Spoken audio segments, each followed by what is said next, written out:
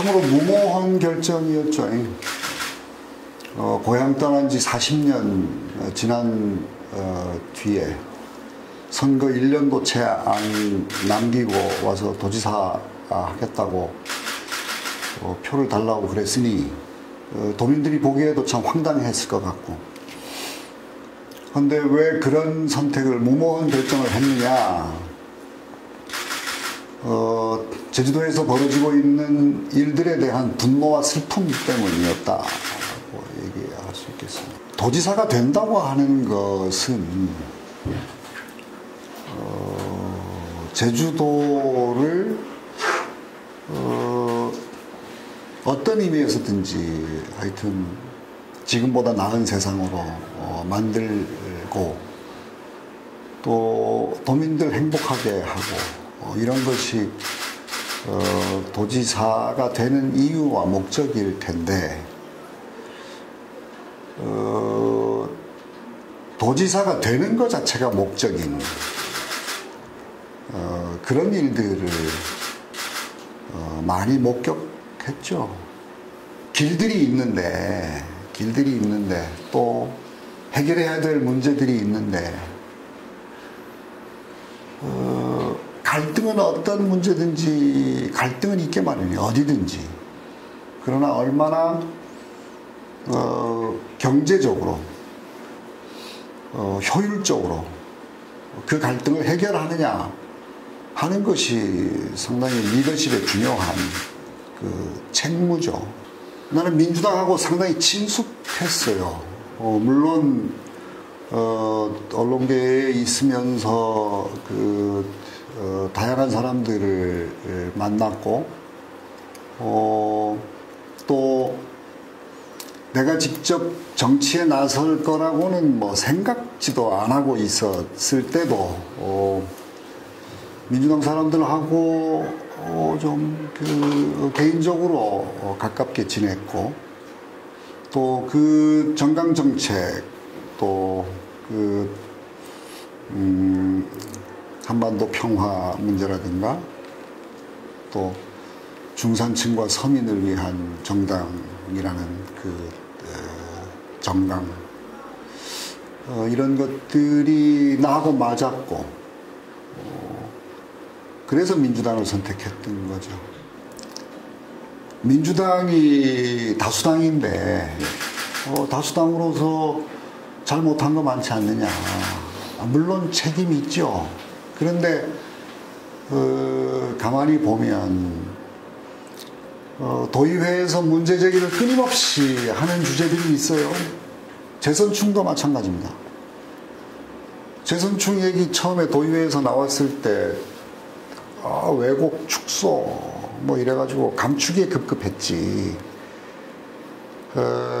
도에서 제대로 그 실상을 공개하고 대안을 제대로 만들어 제시하고 하지 않았거든요.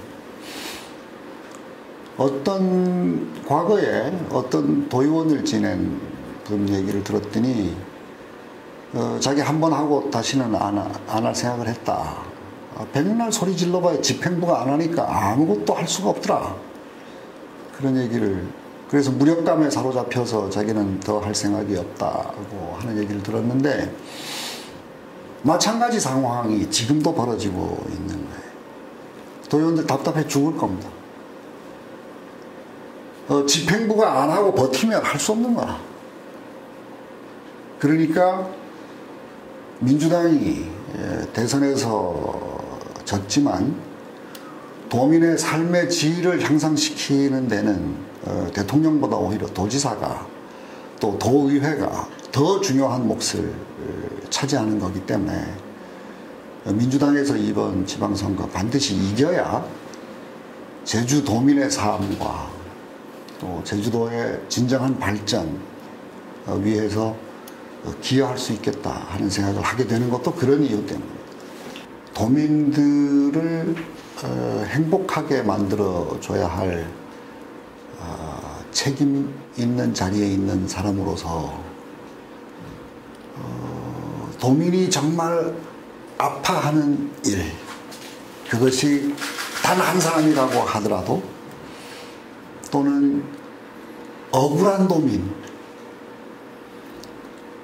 나 정말 억울하다고 하는 도민이 한 사람이라도 있다면 그것이 가슴 아파야 하는 거 아닌가. 당연히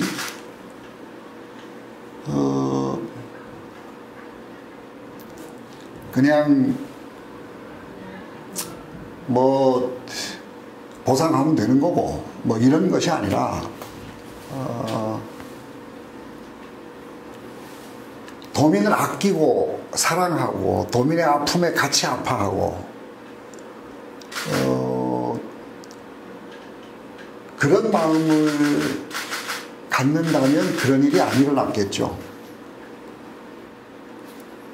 도지사는 그래야 하는데 어떤 분들은 하여튼 뭐 새누리당에는 후보들이 많은데 민주당에는 뭐 후보가 하나도 아직 없는 거냐 뭐 이런 얘기 하는 분도 있습니다. 근데 새누리당처럼 너무 그 내년 지방선거에 너무 몰입해가지고 조기 과열 시키는 거 이거 바람직하지 않다고 생각합니다.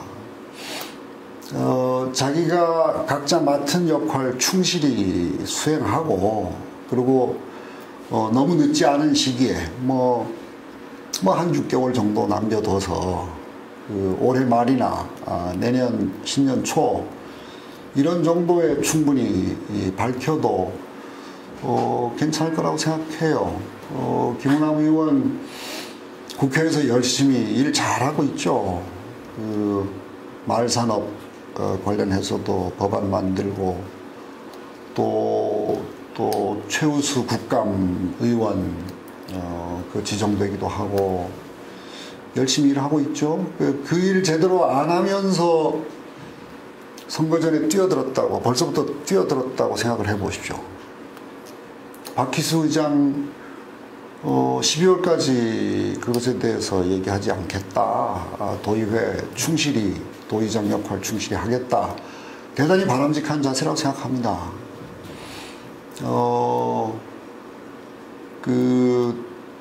무슨 도지사가 해야 될 일 안 하면서 당원 모집하고 그래서 정당 정치까지도 참 왜곡시키고 현안 문제 도외시하고 입당 구걸하고 이런 거 보기가 참 안쓰러운데 그런 점에서 민주당의 후보들 많습니다.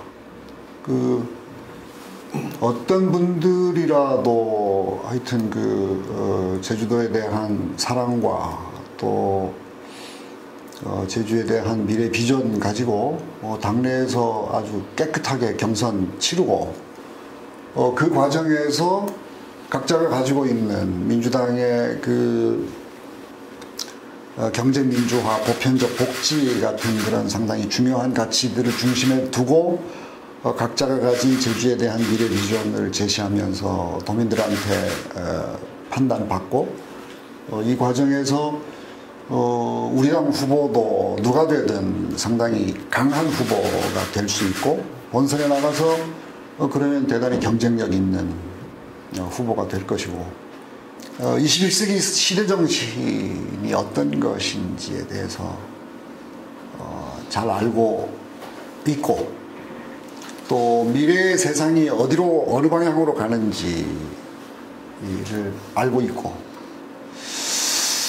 거기다가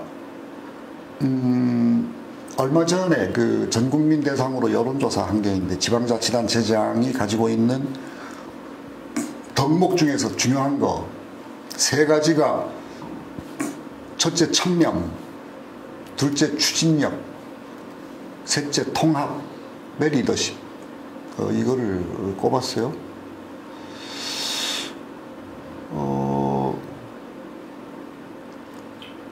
거기에 내가 좀 적절하지 않은가. 청렴, 제주도지사는 권력이 하도 막강해서 뒷주머니 찰 생각하면 엄청나게 돈 챙길 수 있는 자리인데 그런 생각 안 하고 일만 하기로 작정을 하면 할 수 있는 일이 무지무지하게 많은 잘 잃어버려.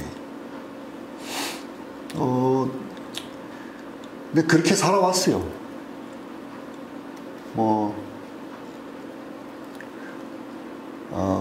그래서 돈이 많지 않은 것이 조금 그렇지만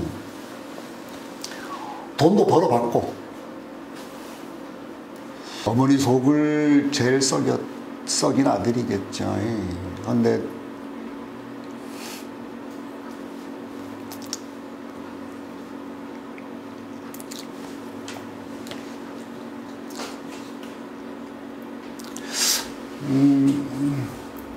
어머니 얼굴이 참 고우셨어요. 그리고 큰아들은 좀 어렵잖아요. 얘기하기도 좀 어렵고 한데 막내니까 좀 편하셨을 거고 그래서 내가 가면 어머니가 뭐 얘기하고 싶어 하시는 게 많았어요. 뭐 옛날 얘기 막 하고 싶어 하시고 그래서 그걸 들어드리면 그렇게 기분 좋아 하셨는데 나중에 연세가 많이 드시니까 그 말씀도 점점 줄어들고 그래서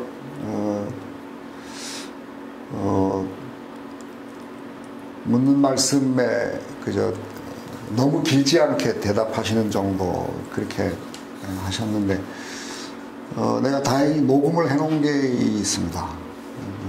녹음. 네. 웃겨요. 우리 어머니.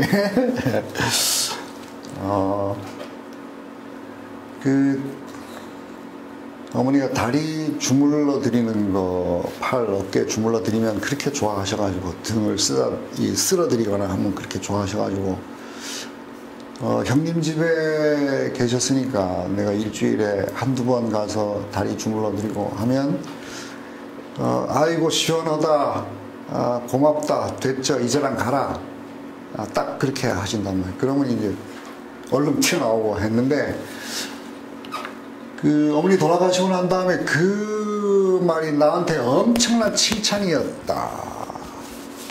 그래서 그 얘기를 듣고 싶었던 거예요. 내가 돌아가시고 한 일주일쯤 지난 뒤였는데 어머니 다리 주물르러 그 형님네 집으로 차를 몰고 가다가 차를 돌린 적이 있는데 내가 그 얘기를 엄청 즐기고 있었다 하는 생각이 들더라고. 야, 됐다 형이 그 말씀. 됐죠, 고맙다, 이제랑 가라. 이제랑 가라 이 말씀. 네, 그 말씀.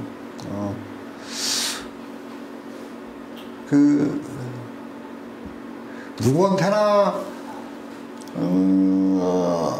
어머니는 떠올리는 것만으로